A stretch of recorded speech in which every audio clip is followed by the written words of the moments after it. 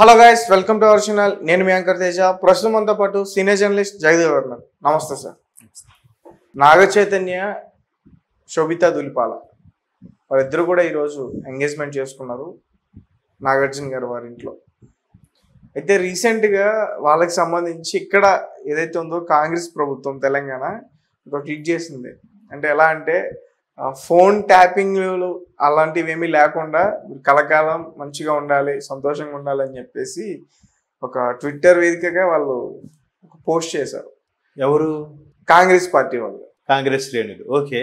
So దానికి సంబంధించి అంటే ఫోన్ ట్యాపింగ్ ఎందుకు వచ్చింది అన్నట్టు అర్థం. సో నాగ చైతన్య, సమంత చిన్న అంటే విడిపోయారు. విడిపోయిన ఇప్పుడు 2 ఏళ్ళు అయింది అనుకుంటా కదా, 3 ఏళ్ళు అయింది. 2 ఏళ్ళు కదా, 4 ఏళ్ళు అయింది. 4 ఏళ్ళు అయిందా విడిపోయి? 2017లో పెళ్లి చేసుకున్నారు వాళ్ళు. 2021లో విడాకులు అయినాయి.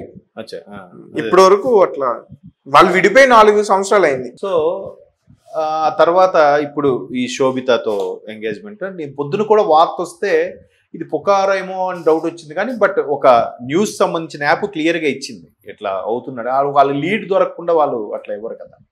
సో ఓకే అనుకుంటూ మధ్యాహ్నం నాగార్జున గారు ఫొటోస్ కూడా లీక్ చేశారు ఎంగేజ్మెంట్. ఆయన అకౌంట్ ద్వారా పంపించారు. సో ఇక్కడ ఏంటంటే నాగ చైతన్య కూడా జనరల్ గా బయట ఎక్కడ పబ్స్ కి, డిస్కోస్ కి వెళ్ళడము ఇస్తారు సార్. ఎక్కడ ప్రెస్ మీట్ లో ఎక్కడేం కనబడ్డా ఆయన పని, ఆయన సినిమాలు, ఆయన పర్సనల్ లైఫ్ అంతే.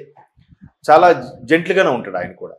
సో ఈ శోభిత అనే అమ్మాయి నాకు తెలిసి హిందీ, బాలీవుడ్ లో కూడా, హాలీవుడ్ లో కూడా చేసింది. ఆమె ఒక ఓటీటీకి అయితే బెస్ట్ యాక్ట్రెస్ ఓటీటీ అనే అవార్డు తీసుకుంది. మంకీ మ్యాన్ అని ఒక హాలీవుడ్ సినిమాలో యాక్ట్ చేసిందంట. నేను ఆమె చెప్పాక ఆమెతో ఎంగేజ్మెంట్ అయిన తర్వాత నేను ఇవన్నీ చూశాను. ఎందుకంటే నేను ఫస్ట్ ఆమె చూసింది గూఢచారి సినిమాలో. గూఢచారిలో అడివిశేష్ పక్కన నటించారు ఆవిడ. సో ఆ తర్వాత పొన్నియిన్ సెల్వన్లో కూడా చూసాం. అంటే ఇట్లా గూఢచారి మేజర్లో కూడా ఒక అఫీషియల్గా, హైరార్కీ అఫీషియల్గా హోటల్లో స్టే చేయడము అనేది కూడా చూసాం. అయితే ఈవిడ ఎవరు అంటే ఒక మోడలర్, మిస్ ఫెమినా 2013లో Femina miss India something award కూడా విన్నర్ ఆవిడ.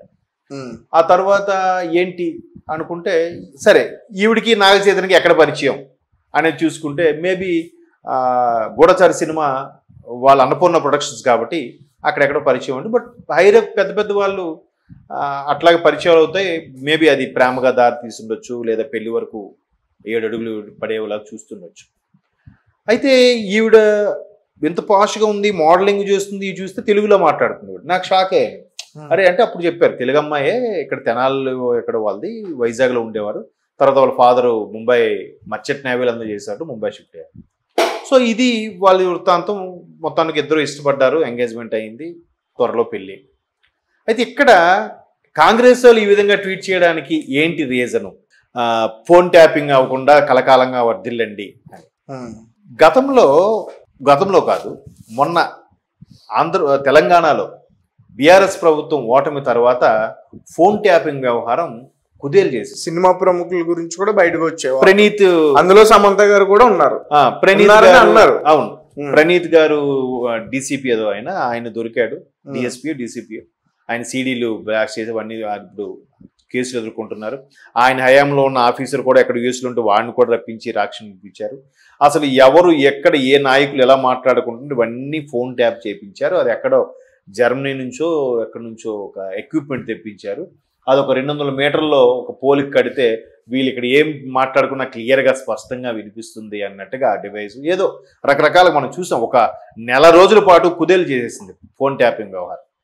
సో ఇదే ఫోన్ ట్యాపింగ్ వ్యవహారంలో ఒక ప్రముఖ రాజకీయ నాయకుడు కూడా ఎవరెవరు ఏ అమ్మాయి ఎస్పెషలీ కాస్టింగ్ కౌచ్ అంటారు ఇండస్ట్రీలో. అంటే కాస్టింగ్ కౌచ్ అనే పేరు ఎలా వచ్చిందంటే ఇండస్ట్రీలో ఎవరైతే హీరోయిన్ అవ్వాలనుకుంటున్నారో, ఎవరైతే మంచి ఆర్టిస్ట్ అవ్వాలనుకుంటున్నారో అటువంటి వాళ్ళని ఈ ప్రొడ్యూసర్సో లేదంటే డైరెక్టర్లో ఎవరో లొంగ తీసుకుంటుంటారో that is called casting couch అన్నట్టుగా నేను చదివాను. సో ఎక్కడ పొలిటికల్ కౌచ్ కూడా అయింది అన్నట్టుగా నేను వార్తలు చూశాను. అంటే ఎట్లా అయిపోయిందంటే ఒక అమ్మాయి ఒక ప్రొడక్షన్ మేనేజర్ ద్వారానో, లేదా ఒక సినిమా ప్రొడ్యూసర్ ద్వారానో, లేదా నాకు సినిమాలు రావట్లేదని ఆవేదనతోనో ఎవరితో షేర్ చేసుకునే అంశాలను వీళ్ళు చాటుగా మాటుగా విని, అంటే అమ్మాయిని ముందే కొన్నేసి ఉంటారు. ఆ అమ్మాయి బాగుంది అనుకొని కొన్నేసి ఆ అమ్మాయి మాటలన్నీ రికార్డ్ అంటే విని సరే అమ్మాయికి ఎవడు ఇబ్బంది పడుతున్నాడు, ఆ అమ్మాయి పిలిపించి వాడు ఎదురుగా షార్ట్ అవుట్ చేసి సెటిల్మెంట్ చేయడు. ఆటోమేటిక్గా ఈ అమ్మాయి లొంగుతుంది కదా, అమ్మ నీకేం సంబంధం, నీకు సినిమాలు మంచి కావాలి, ఆఫర్స్ కావాలి, సరే అంతే. సో అట్లాగా అమ్మాయిలు కొంతమంది హీరోయిన్ల ఫోన్ ట్యాప్ పేర్లు కూడా ఉన్నాయి, బట్ మనం ఇప్పుడు బయటికి చెప్పొచ్చో చెప్పకూడదో తెలీదు. ఇట్లాగే ఇంకొంతమంది వీళ్ళకి ఫేవర్గా ఉన్న కొంతమంది జ్యోతిష్యులు కూడా ఇట్లాంటి ఫోన్ ట్యాపింగ్ వ్యవహారాలు వినే వాళ్ళకి భవిష్యత్తులో ఇలా ఉండబోతుందని చెప్పారన్నట్టు కూడా కొన్ని వార్తలు వచ్చాయి.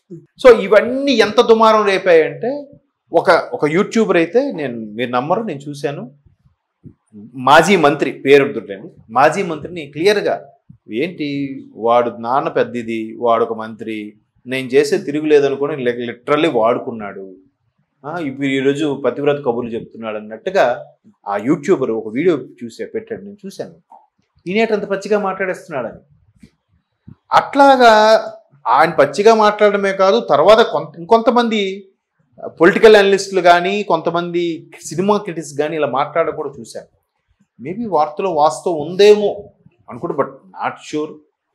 వాళ్ళు చెప్పిన పరిణామాలు, తర్వాత జరిగిన ఇన్సిడెంట్లు కొన్ని కంపేర్ చేసుకుంటే, సింక్ చేసుకుంటే, ఓహో జరిగిందేమో. ప్రతి ఇండస్ట్రీలో ఉన్నదే కామన్. కాకపోతే సినిమా ఇండస్ట్రీ అనేసరికి వాళ్ళు నేము ఫేము ఉన్నవాళ్ళు కాబట్టి ఎక్కువగా బయటపడిపోతుంటారు.